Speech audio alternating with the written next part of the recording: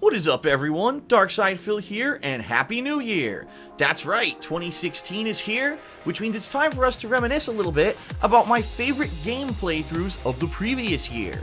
In this countdown, you're going to see games of wide varieties, whether it was a new release, a classic game, a game that I decided I really wanted to play, either a viewer or patron voted game. It's going to cover a large amount of gaming and several different genres. Now, the cool thing about 2015 is that I really did branch out and do a wide variety of stuff outside of just every new release like I kind of previously did years past. And so what you're about to see are my personal selections for the games that just resonated with me on a positive level. Whether it was a game that I felt was a great playthrough, or a game that I really enjoyed playing, whether live on stream or interacting with people in on-demand videos on YouTube. These are just my favorite gameplay experiences of the year.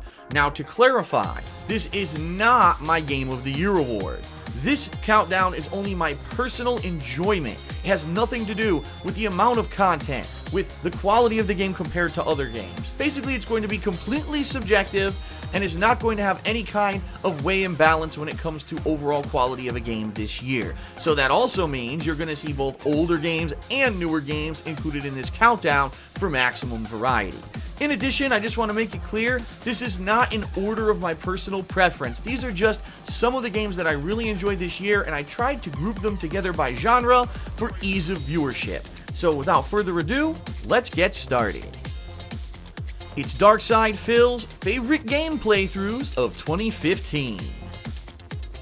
One quick note before the first nominee: if you haven't seen the playthroughs of the games I'm about to mention, check the description of these videos in this series, where I'm going to put direct links to the playlists and you can check them out on your own so that you didn't miss out. In addition, if you felt that anything was omitted, or that there was another game that was really a great playthrough and I didn't mention, put it up in the comments. I'd love to hear your feedback on my picks and also hear yours. So here we go!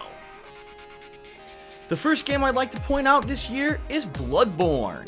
That's right, the game from Software that took the element and combat ideas from Dark Souls and kind of translated it into a more sci-fi kind of H.P. Lovecraft lore. I really enjoyed playing this game for multiple reasons. First of all, the fluidity of combat, the fact that they finally had guns in the game for the very first time, the visuals that were dramatically improved being on the PlayStation 4 and these new gen of consoles for the very first time, the immense and varied amount of gameplay content, all the optional areas, the tons of bosses, the difficulty level that, yes, did not really veer from being incredibly difficult like previous games in the Dark Souls series. I just really enjoyed Bloodborne overall. I mean, I played this game at length and it took me maybe over a month to get through it. And the way that I tackled it, trying to take on every single boss, finally succeeding in killing some of the most difficult bosses and challenges in the game, I really felt like this was a game not only worth my buck, but a game that was very fun to play and to share in that experience with a viewing audience. I cannot wait for Dark Souls 3 next year, because From Software always does a great job, and Bloodborne by far showed that in 2015. The second game I'd like to give a shout out to for action genre is Batman Arkham Knight. What an awesome way to end the Arkham trilogy, a game series that since the get-go has treated the Batman lore with massive amounts of respect and always left a smile on the faces of longtime DC Comics Batman fans.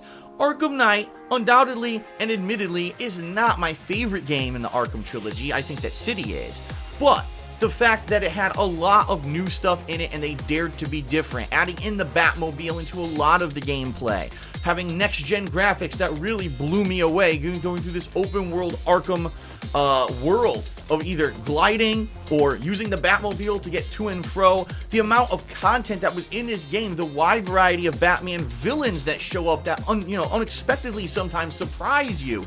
There were a lot of great moments during my Batman Arkham Knight playthrough, and I really felt after taking my time and 100%ing the game, which I almost never do during a game playthrough, that this was a fitting end to the trilogy and a way to say goodbye to Batman for now until someone else picks up the reins. So Batman Arkham Knight, one of my favorite playthroughs of the year, one of my favorite action games of the year, and I certainly hope that you enjoyed my playthrough of it.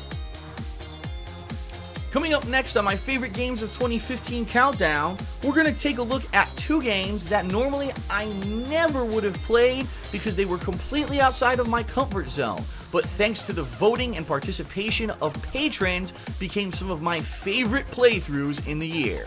Check it out.